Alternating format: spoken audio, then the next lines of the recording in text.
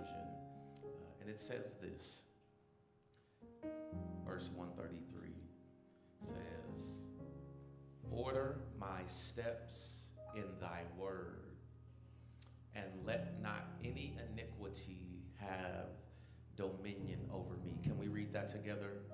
Order my steps in thy word, and let not any iniquity have dominion over me. One more time.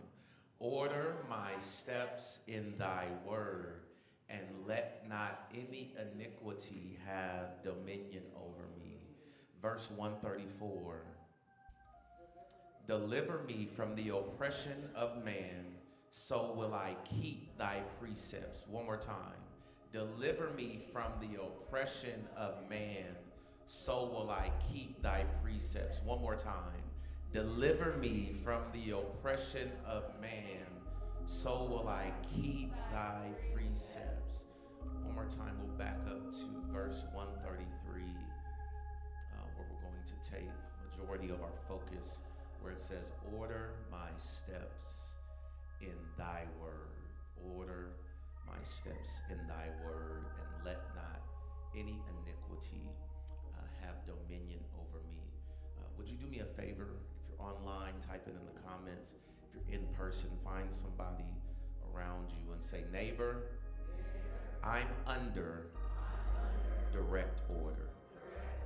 Come on, can you look at somebody else around you and say, neighbor, I'm under direct order. Find one more person, say, neighbor, I'm under direct order. Now help me announce my subtopic. Say, I have no wiggle room. Say, I have no wiggle room. You may have your seats. You may have your seats in the presence of the Lord. You may have your seats in the presence of the Lord. If you were with us last week,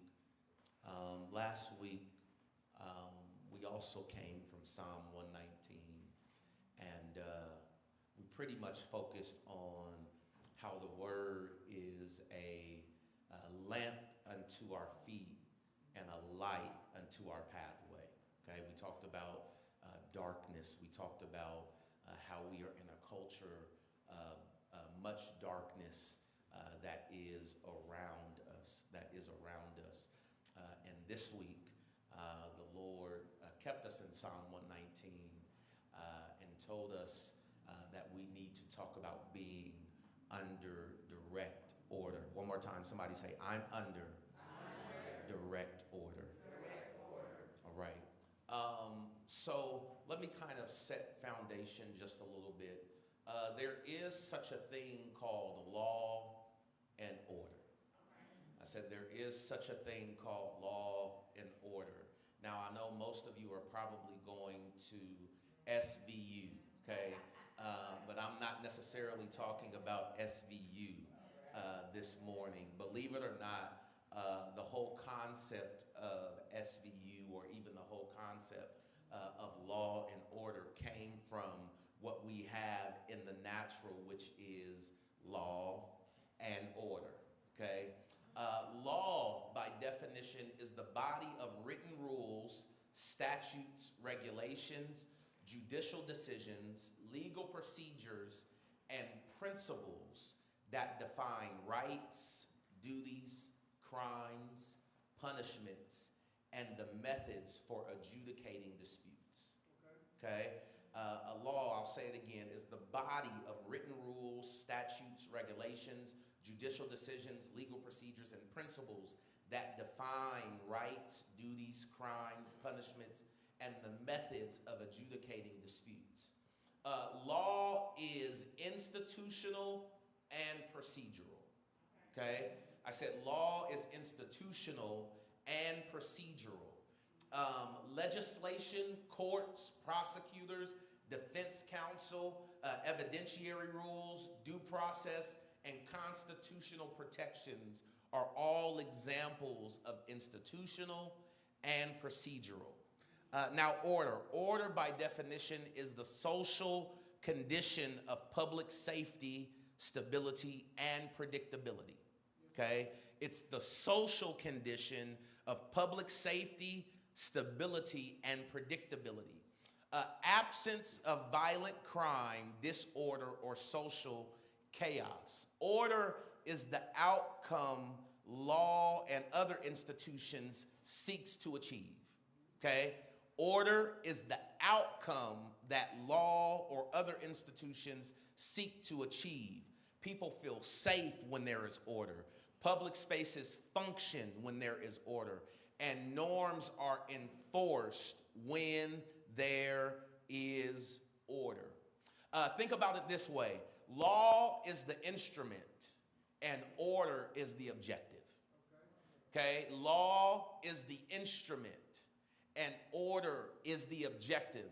Law prescribes what conduct is forbidden and how the system should respond. Okay?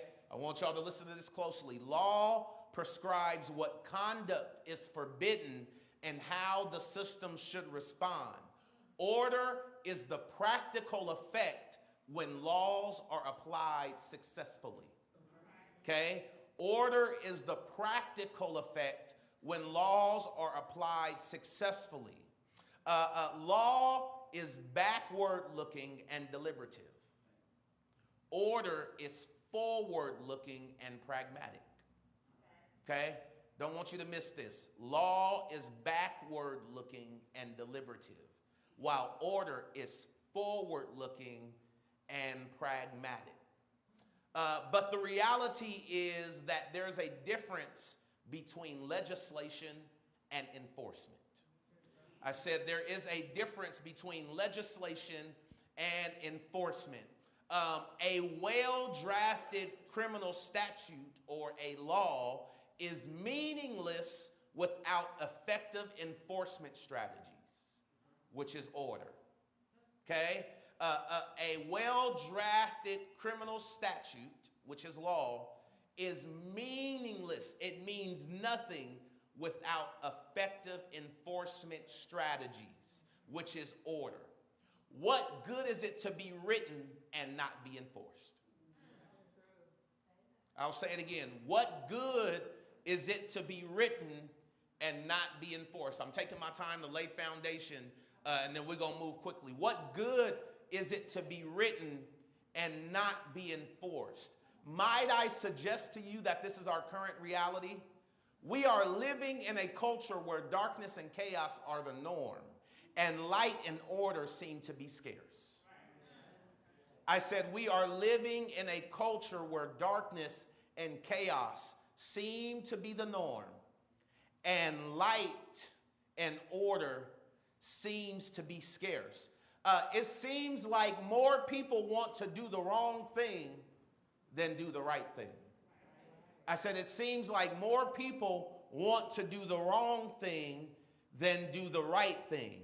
And the sad commentary is that this is even happening amongst believers. Figured it would get a little quiet. But the sad commentary is that this is happening even amongst believers. How is it that we are supposed to be the light of the world and the salt of the earth? We talked about it last week, but we're just as dark and bland as ever. I said, how is it that we're supposed to be the salt of the earth and the light of the world, but we're just as dark and bland as ever? And I don't know about you, but I can't stand bland, unseasoned food. I cannot stand bland and unseasoned food. I'll say it one more time because I got a lot of amens. I can't stand bland or unseasoned food. Just as much commentary as I got there, the real shame is that we are the bland and unseasoned food in the world. Look how y'all looking at me in that tone of voice. We are the bland and unseasoned food in the world. We're cussing and fussing. We're smoking and drinking. We're fornicating and shacking. We're rude and nasty. We can't speak to one another. We can't love one another. We're not forgiving. We're not giving. We're mean and cold. We're not witnessing or telling nobody about Jesus. And we're saying we are the light of the world and the salt of the earth. And here's the sad commentary. The world is looking at us like we crazy. And then we, as the church, want to say they need to come on to Jesus. But the sad commentary is, if you are a display of coming to Jesus, what are they coming to? If we are a display, if we are supposed to be the witnesses in the world, how effective is our witness? Not by what we say, by what we do. How effective is our witness? By how we act. How effective is our witness? By how we dress. How effective is our witness? By how we speak. How effective is our witness? By how we love one another. How effective is our witness? By how we treat our neighbor. How effective is our witness? Through our forgiveness. How effective is our witness? By what we do at work. Are we being a light, or are we being darkness in a dark world? Are we bland and unseasoned food? Are we bland and unseasoned food?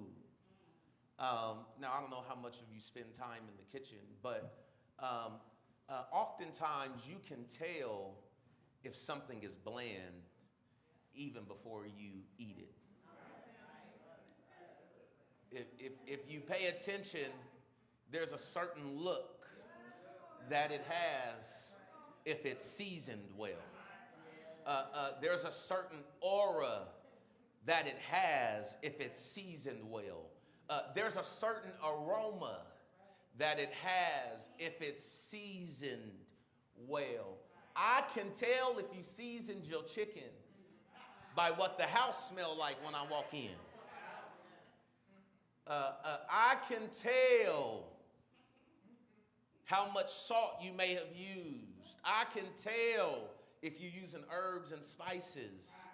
Or what. I can tell why, not by what it's telling me, but how it smells, what it looks like. Can I caution you? What do you look like? What do you smell like in a dark world? What do you look like? What is your aroma in a dark world?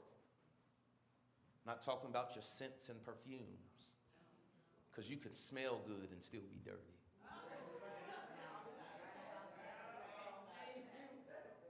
You can smell good and still be dirty. And some of you think I don't have proof or evidence. You can tell by people's face when you come. Are they turning up their face when they see you coming and moving out your direction? Or are they welcome to see you coming? Do they bow their heads and say, just Lord, just let them keep on walking? Or will they embrace you? Because believe it or not, the last experience, the last encounter that they had with you will determine how they entreat you. The last experience or the last encounter will determine how they entreat you.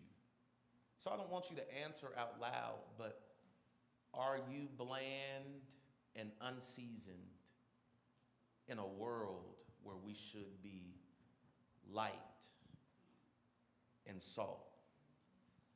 I know most of us don't like to hear this, but people of God, we are out of order. We want to receive the blessings of the Lord, And we're around here quoting, the blessings of the Lord maketh rich and addeth no sorrow, but you around here causing sorrow. We out here causing grief, out here causing division, out here talking about our brothers and our sisters. Saints, we're out of order. We want blessings but avoid alignment. We want blessings but avoid alignment. We want a miracle but deny structure. We want a miracle but deny structure. We want manifestation but we reject correction. I said we want manifestation but we reject correction. I feel it necessary, I said it last week, but I feel it necessary to say it again. Order is not about convenience, it's about alignment. I said order is not about convenience, it's about alignment. I'll say it again. Order is not about convenience, it's about alignment. And just because, you know, some of you are on that side already, we might as well just keep digging. Do you know that order predates you? I said order predates you. Order preceded your arrival. I'll say it again. Order preceded your arrival. Somebody say, prove it. Come on, somebody shout, prove it. In the Bible, the word means reason, expression, law, rule of conduct, message, discourse, or value. Word also signifies the written scriptures, God's spoken messages, divine reason, and creative power, representing God's communication, God's law, and life-giving truth to humanity. Word in the Greek is logos, which primarily refers to Jesus Christ, who is God's ultimate revelation and expression of himself. That's why John's gospel introduces Jesus as the Logos, existing with God before creation, through whom all things were made. In Greek philosophy, Logos meant universal reason or principle, a concept John applied to Christ as the source of order and life, which is why John 1:1-5 says, in the beginning was the Word, and the Word was with God, and the Word was God. He was with God in the beginning. Through him all things were made. Without him nothing was made that has been made. In him was life, and that life was the light of all mankind. The light shines in the darkness, and the darkness has not overcome it. So before you hit the scene, there was already an order in place. I said before you hit the scene, there was already an order in place. As a matter of fact, the only reason you were made is after God's divine order. I'll say that again. The only reason in which you were made or created was after God's divine order. You might not like it, but you can only conceive in order. Okay? I'll say it again. You can only conceive in order. Anything outside of that order is counterfeit. This was supposed to be a little bit later in the message, but I feel it pertinent now. Order is a prerequisite for production. Order is a prerequisite for production. I'll say it again. Order is a prerequisite for production. I'll say it one more time so you can note it. Order is a prerequisite for production. Order is a prerequisite for production. Anything that is produced outside of order is counterfeit. Okay? Anything that is produced outside of order is counterfeit. Say it again. Anything that is produced outside of order is counterfeit. Why?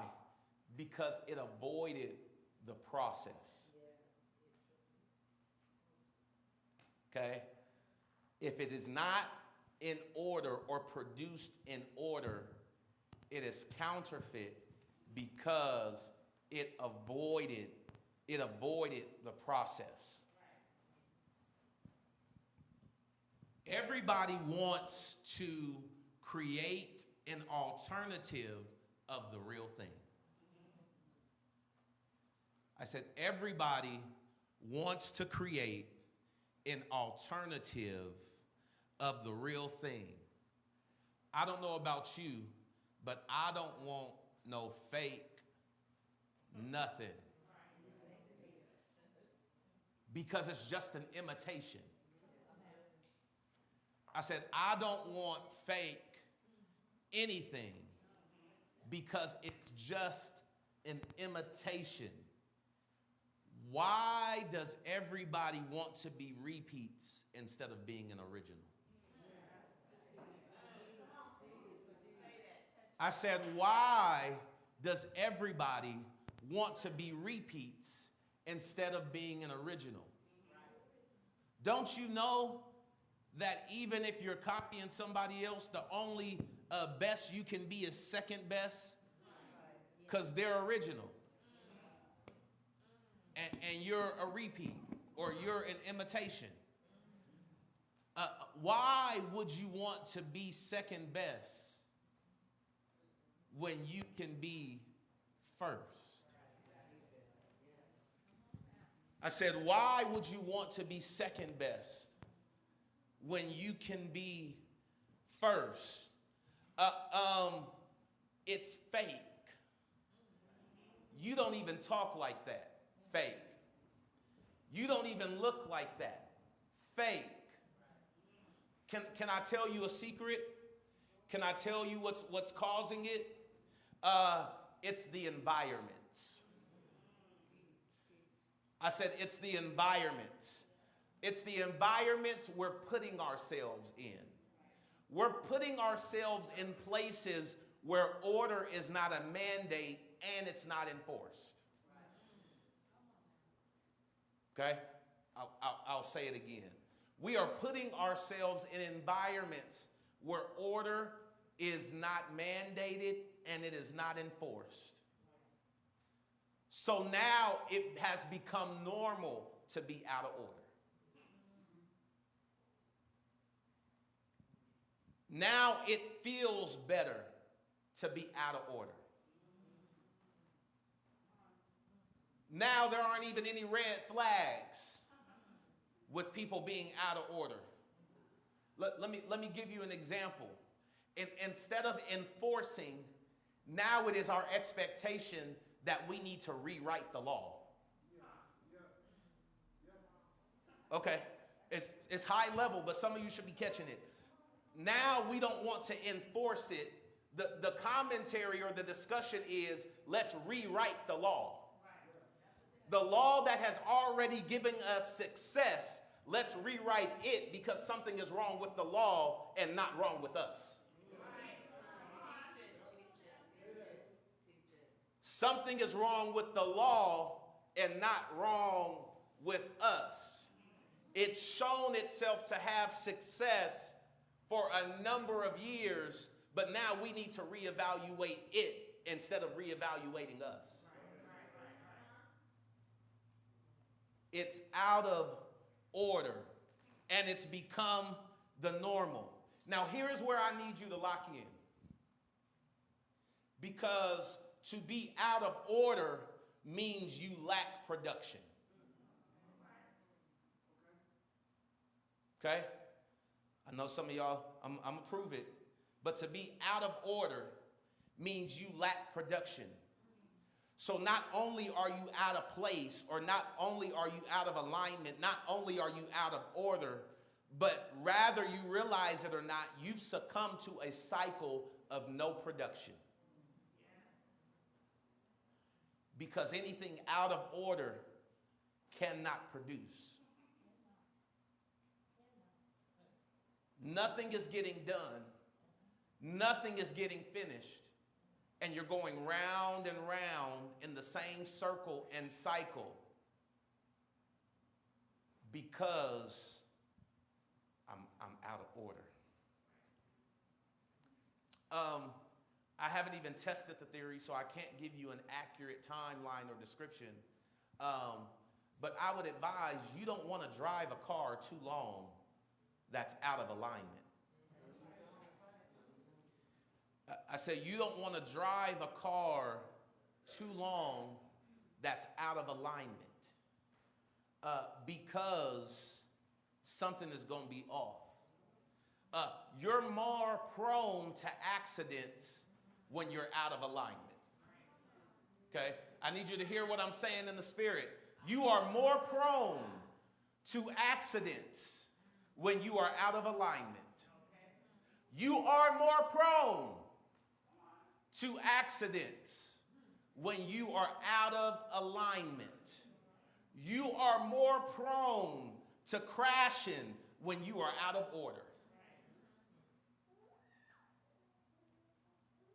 But I need you to prophesy over yourself out of your own mouth this morning and say, I'm breaking this cycle today. Say, I'm breaking this cycle today.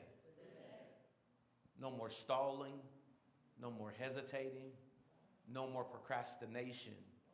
I'm shifting and changing my placement, and I'm shifting and changing my environment. I'm shifting and changing my placement, and I'm shifting and changing my environment. I'm getting in line. Can you tell a neighbor, say, I'm getting in line. Say, I'm getting in order. Say, I'm getting in line. And I'm getting in order. So family, listen, and I'm flowing somewhat prophetically now. The Lord has shifted us. And this morning he told me, he said, Jarrell, I need you to give my people a prophetic reminder. I said, okay, Lord. He said, I need you to give my people a prophetic reminder. And I said, okay, Lord, what is the reminder? And I didn't even give, because it was literally right before, moments before coming in. And he took me to Titus, the 3rd chapter. He took me to Titus, the 3rd chapter in the New International Version, verses 1 and 2. He took me to Titus 3. He took me to Titus 3 in the 1st and 2nd verse.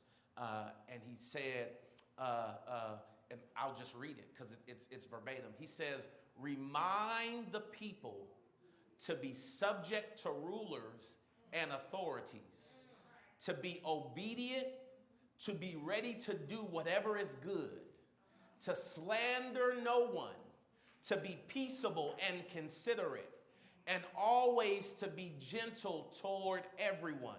I'll read it again. He said, remind the people to be subject to rulers and authorities, to be obedient, to be ready to do whatever is good, to slander no one, to be peaceable and considerate, and always to be gentle towards everyone. He said, remind the people, Jarrell, to be subject to rulers and authorities and to be obedient. Can I tell you what has us in the chokehold? Nobody wants to obey. I said nobody wants to obey. Y'all can go ahead and take a deep breath. Let it sink in. Nobody wants to obey. But at 8:41 a.m. this morning, the Lord said, remind the people to be subject to authority and obey. Otherwise, 2026 will end up just like the last cycle of your life. Be subject to authority and obey.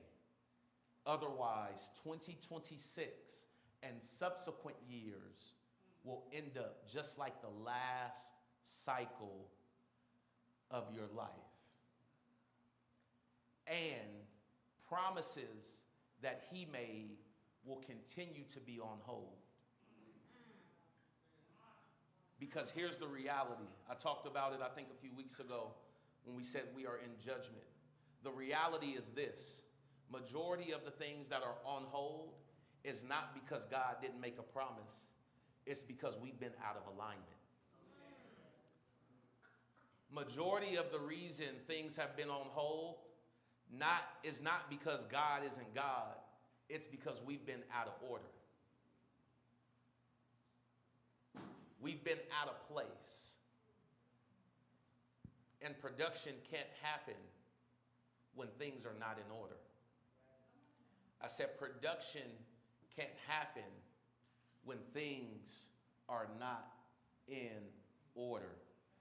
Somebody say direct order. Somebody say direct order. Okay, believe it or not, I'm almost done. We're going to tie this thing together. Somebody shout order. Somebody shout order. Okay, so Psalm 119, just in case you didn't know, is the longest book in the Bible. Okay, it's the longest book in the Bible, and it is what is called an acrostic psalm. Okay, it's an acrostic psalm, and an acrostic psalm is a poem in the Bible, often using the Hebrew alphabet, where each line or stanza begins with the successive letters of the alphabet. Okay? Each line or each stanza begins with the successive letters of the alphabet, creating a structured, memorable, and comprehensive piece of writing. Okay? It is a structured, memorable, and comprehensive piece of writing. Believe it or not, the most famous example of an acrostic psalm is Psalm 119. It has 22 sections, each focused on a Hebrew letter. Okay? It has 22 sections, each focused on a Hebrew letter. There are 22 letters in the Hebrew alphabet. And it has 8 verses per section. Okay? So it has 8 verses per section. Would you pull up Psalm 119, 129, I believe. I want to give you this example, and I know y'all probably don't think I am, but just so you know, I'm not making it up. Everything works, again, in its own segment and in its own section. And we can do King James Version. But Psalm 119, 129. So right before this, where it says, thy testimonies are wonderful, right before that, it says pay. Okay? What this signifies is this is the pay, which is the A letter of the Hebrew alphabet, and 129 starts this stanza. So 129 through 136 is the pay section of the Hebrew alphabet. And with 8 verses per section, the use of the entire alphabet often symbolizes completeness. It's as it's seen in Psalms 119's praise for God's perfect law. Okay? Now, watch this just to show how God's word proves itself over and over again. In Hebrew, pay primarily means mouth. Okay? Pay primarily means mouth, representing speech, communication, and expression. But it also signifies concepts like creation, God's spoken word, power, teaching, and influence, with its form resembling an open mouth and its numerical value being 80, symbolizing strength and leadership. The literal translation representing communication, prayer, and the power to build or destroy with words. The power to build or destroy with words. Somebody say direct order. Okay, so direct, and I'm gonna do this slow, and Eric, I'm ready. I'm gonna do this slow because I want to make sure that you grasp this, because I didn't give this particular definition to admin. Direct, by definition, is to point, extend, or project in a specified line or course. Okay? It means to point, extend, or project in a specified line or course. It means to cause to turn, move, or point undeviatingly or to follow a straight course. Direct means to carry out the organizing, energizing, and supervising of. To carry out the organizing, the energizing, and supervising of. It means to dominate and determine the course of. It means to regulate the course of. I know some of us don't like this word, and I don't want to get down a tangent. It means to control.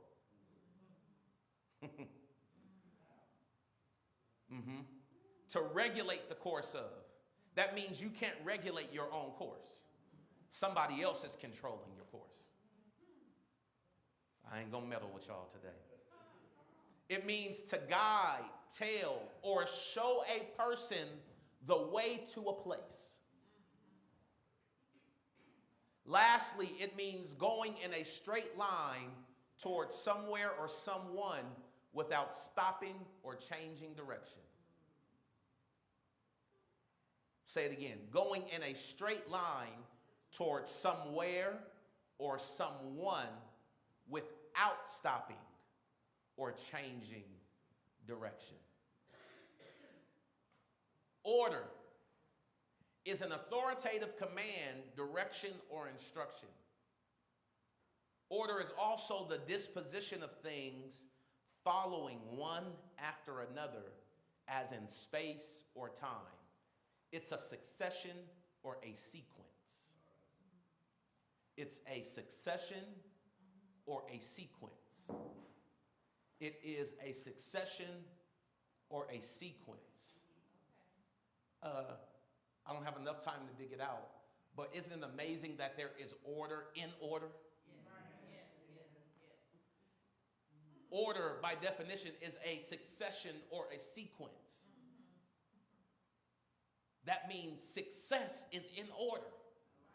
You can't move forward until there has been succession. I'll say it one more time. That means within order, there is success, because you can't move forward until there has been succession. Now, direct order means an unambiguous instruction from an authority figure, often used in military or business settings, meaning do this now without question. Do this now without question. Say it again. Do this now without question. A direct order means a clear A clear authoritative instruction expected to be followed without question. It's common in military or formal settings, or it can refer to a purchase made directly from a producer, bypassing the middleman to speed up delivery and maintain control. I'm going to say this last part again, and maybe some of you will catch it in the spirit. It also can be referred to a purchase made directly from a producer to bypass the middleman, to speed up delivery and maintain control. I'll say it one more time. It's a purchase made directly from a producer to bypass the middleman, to speed up delivery and maintain control. When you follow direct order, that means you adhere to what is being instructed. I said, when you follow a direct order, that means you adhere to what is being instructed. Adhere, by definition, means to stick to follow, obey rules, beliefs, agreements, or standards closely and consistently without deviation. To stick to follow, to obey rules, belief, agreements, or standards closely and consistently without deviation. Much like something sticking to a surface, it implies loyalty, compliance, and devotion to a specific guideline, plan, or principle. Devotion to a specific guideline, plan, or principle. So when you adhere, that means you don't deviate. I said, when you adhere, that means you don't deviate. I'll say it one more time. When you adhere, that means you don't deviate. Could it be that you haven't seen production because you haven't adhered to his instructions? Woo. Y'all don't like this kind of preaching. But so many times we want to question God, but when is the last time you questioned yourself? I said so many times we want to question God, but when is the last time you questioned yourself? Have I stayed on course or did I deviate? Did I stick to your instructions or did I deviate? Did I closely and consistently follow what you told me or did I deviate? Did I pivot? You cannot adhere and deviate. You cannot adhere and deviate. Okay, let me say it in a little bit of a different way. I was following God, but I know you told me to do this, but I know I'm supposed to be, but what had happened was there is no room for deviating when you're adhering. We say so often, partial disobedience is still disobedience. You either follow the instructions or you don't. It's really yes or no. Did you take out the trash? Well, yes, but there is no but. Did you take it out or did you not? It's quite simple. There really even shouldn't be a yes but. You can say no but there shouldn't be a yes but because you just did. This is what we are doing to God. I need you to do this. Yes, but can you? What debate is there? I'm under a direct order. Why? I need to follow without questioning. I need to complete instruction without excuses. I need to complete assignment without deviating. I need to fall in line without placing blame. this might be tough, but it's necessary. Only you are responsible for you. Only you are responsible for you. No other excuses. Too many times we are finger pointing and victim blaming. But you are responsible for you. Let me give a frivolous example, maybe to just lighten it up a little bit. But if you come outside and you're not fully dressed or you're mismatched, and you tell me, well, I got dressed in the dark. That was your choice. You're still mismatched. You came outside looking like this. Only you are responsible for you. You should have turned on the light. How are we responsible for our appearance? How are we showing up? Are we turning on the light? Or are we trying to prepare in darkness? Are we turning on the light? Or are we trying to prepare in darkness? Okay, let me come further down your row. He's giving you instruction. Are you just ignoring and still trying to prepare outside of his will? Or are you turning on the light that he gave you and preparing underneath the light? That's what our lives look like right now. We're in the darkness trying to prepare, and then we're surprised when we hit a brick wall. Because you deviated from the instruction. Why get dressed or prepared in the dark when you have access to light?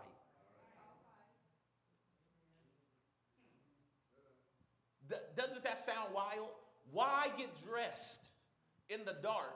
Why prepare in the dark when you have access to light? Here's our struggle. We want to see too much. We want to see the whole thing. We want to see the whole finish line. He says, I've given you enough light to obey this instruction. But you would rather prepare in the dark.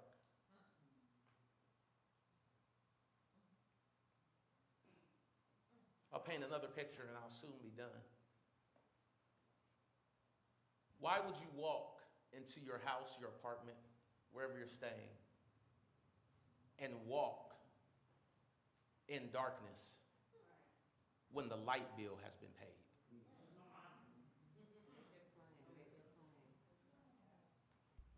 You don't even got to worry about a light bill. It's already been paid. But you still don't want to use it. You have lifetime paid utilities. And you don't want to use the utilities that have already been paid for a lifetime. Do you know how happy I would be if my utilities were paid for a lifetime? It's getting cold right about now, and I hope we can last another couple weeks or whatever without snow. But it's getting a little chilly. You know how much heat I would use if I didn't have to worry about a bill? Why do we not want to use what we have access to when it's already been paid?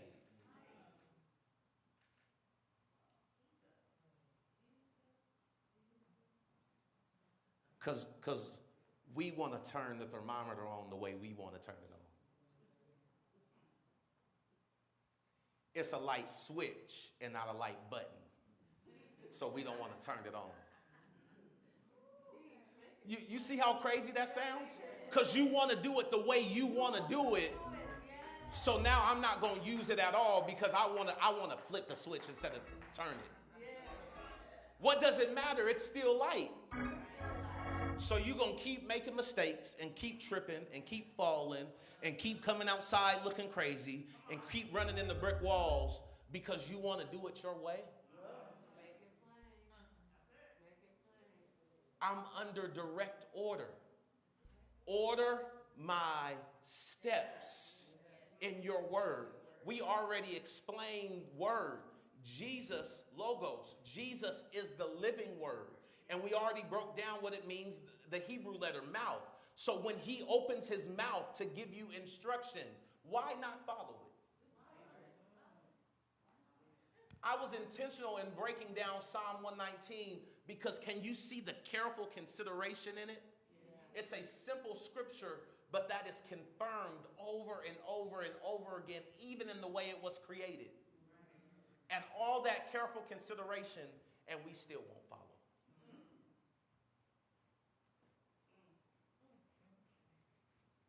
Here's the last thing I'll say, then we'll get to the happy part and we'll let you go.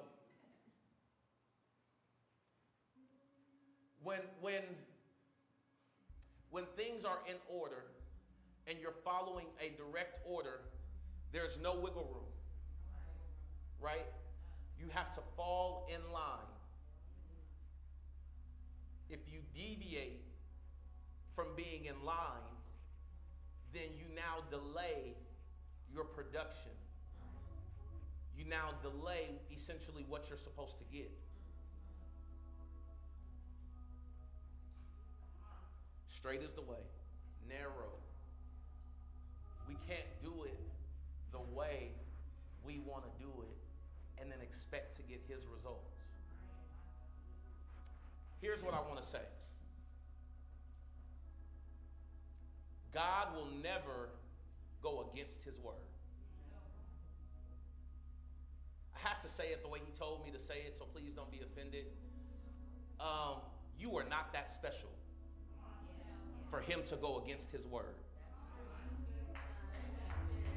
You are not that nice for him to go against his word. You are not that much of his favorite for him to counter his word. What am I trying to say? Whenever you have a question about what he said, you go to the word. Some of us are making excuses for life's happenings.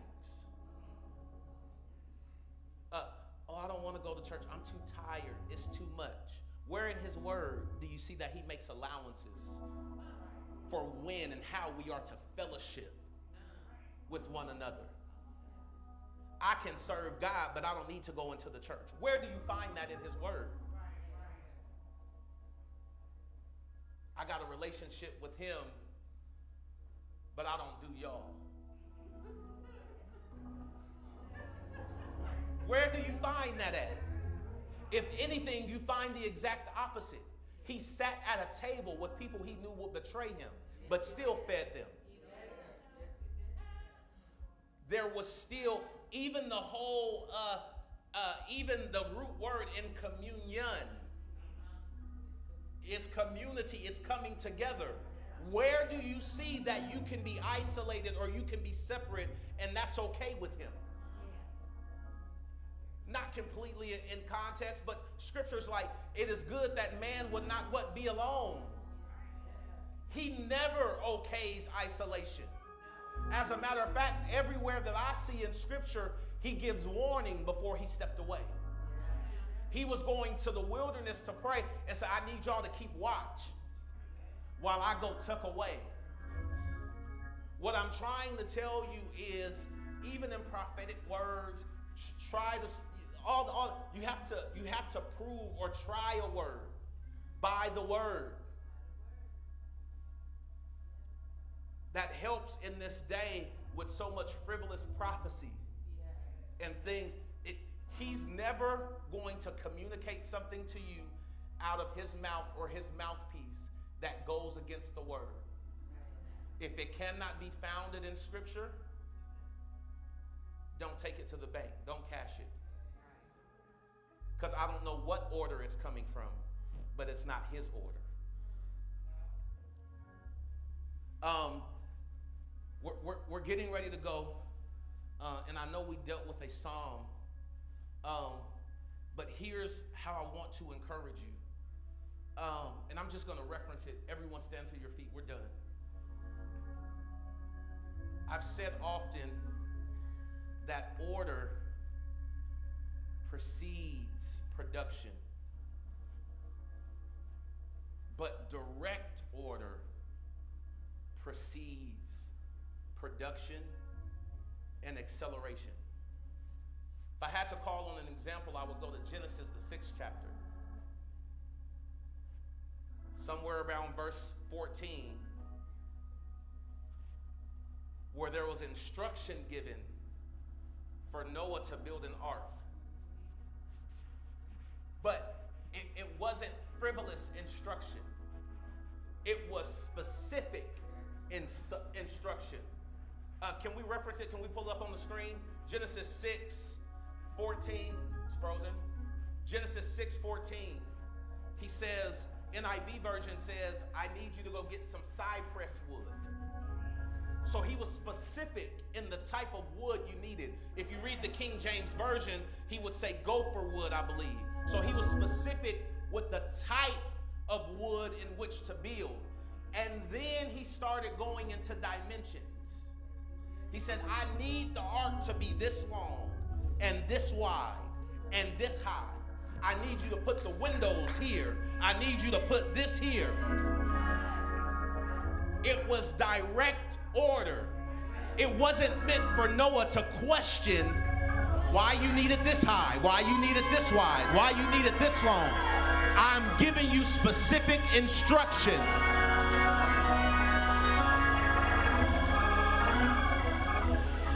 Here's the good part.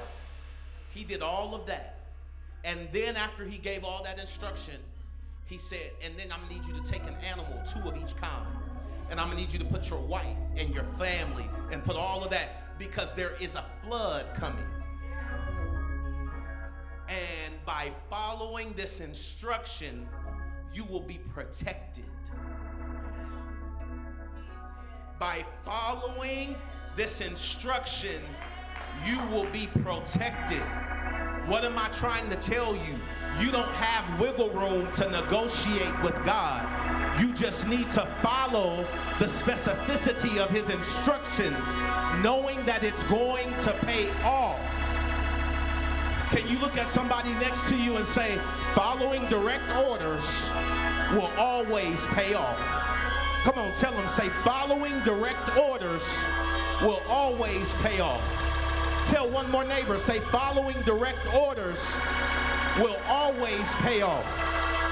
Come on, tell one more person, say, following direct orders will always pay off. When you get in order, you give God the green light to produce. I said, when you get in order, you give God the green light to produce. Not only do you give him the okay to produce, but you give him the okay to accelerate. I said, not only do you give him the green light to produce, but you give him the okay to accelerate. Why? Because I'm in order, I can handle the rain. I said, because I'm in order, I can handle the rain.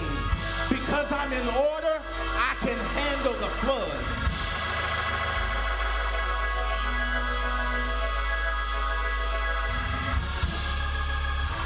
Do me a favor, can you take the next 60 seconds and give God praise that being in order is going to protect you? Come on, give God praise that being in order is going to help you produce. Can you give God praise that being in alignment is going to help you accelerate? Come on, you got about 30 seconds left. Come on, clap those hands. Open up your mouth and give God praise.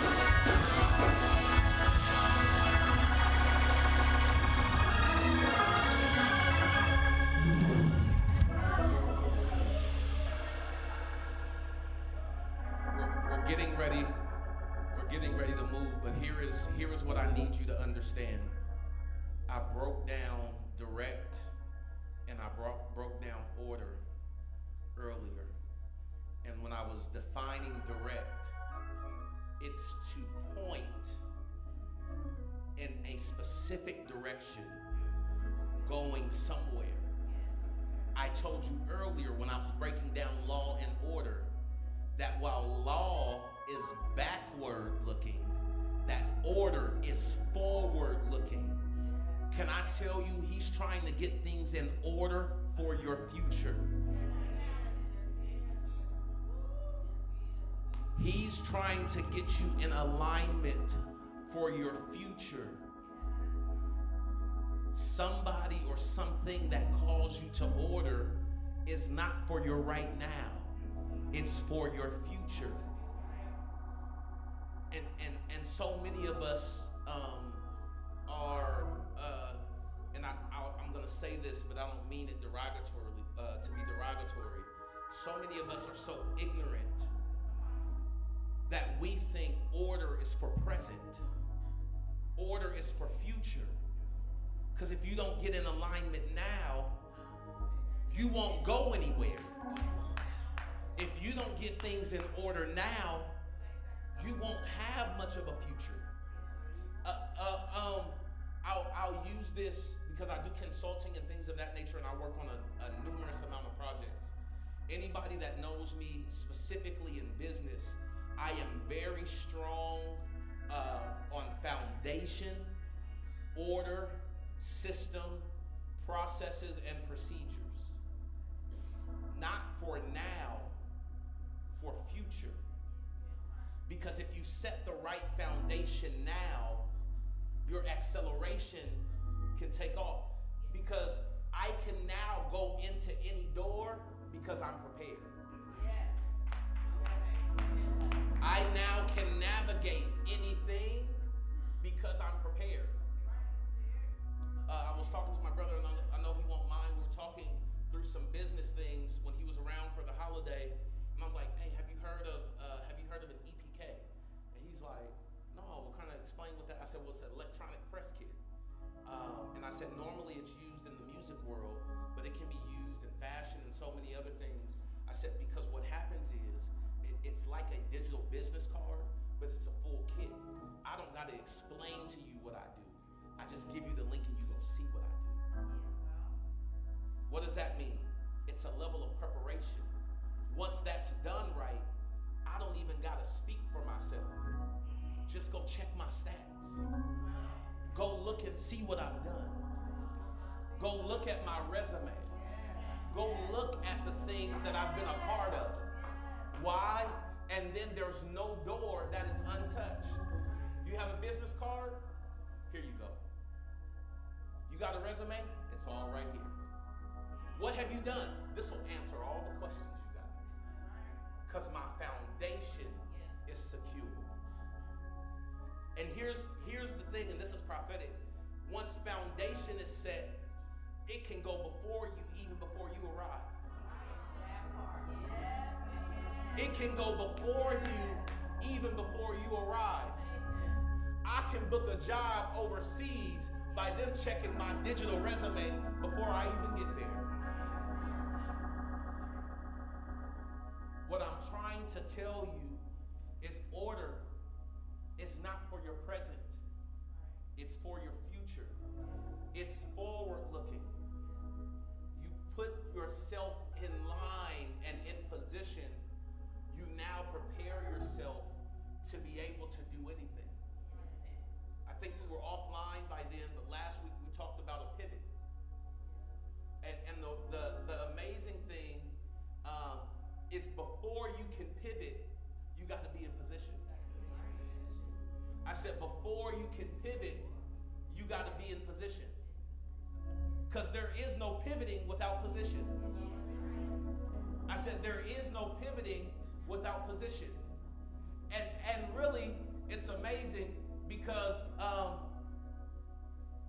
you got to still be stationary.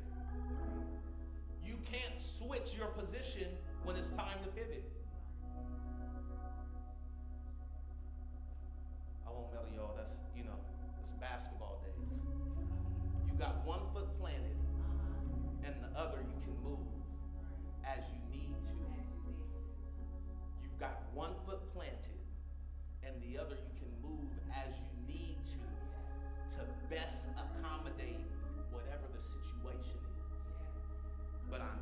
order so I can be successful in pivoting. Here's what I want to admonish you. Don't let anyone or anything allow you to deviate in this season. Don't you allow anyone or anything to deviate or make you deviate in this season. I'm going to use strong terminology. If they are sent to make you deviate, they are not sent from him or by him.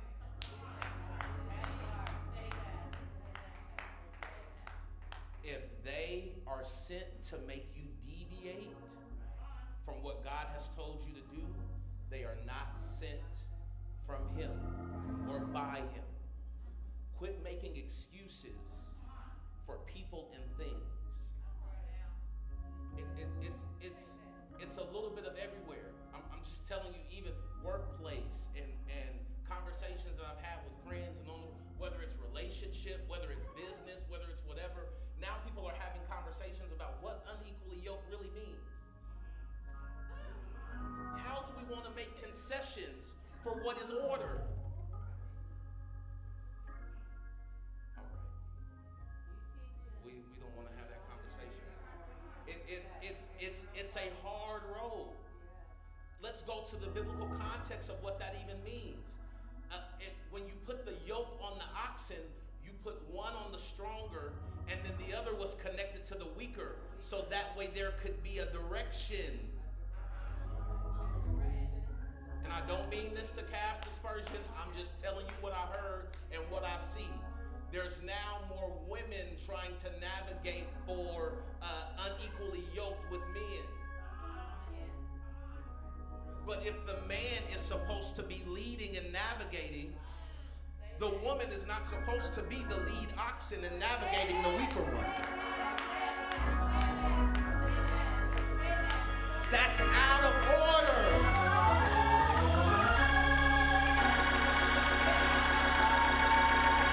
Now I'm getting more amens, because the reality is, and women, I know you don't want somebody that's weaker than you.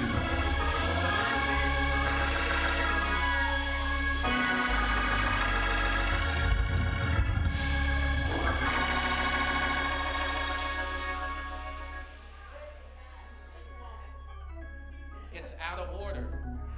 And here's what happens. Then we wonder why things are happening the way it is in our life and in our household. It's out of order. It's out of compliance. We need structure. We need structure.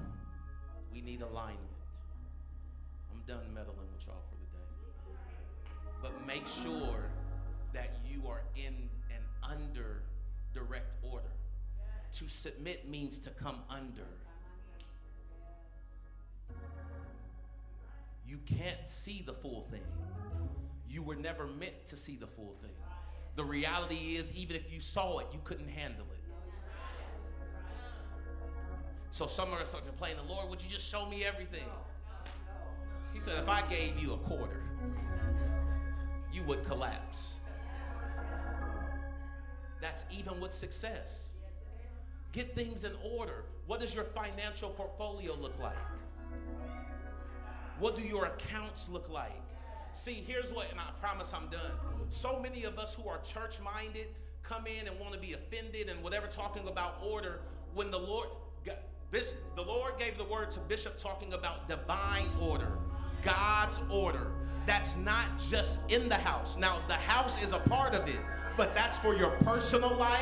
That's for your relationships. That's for how you navigate business.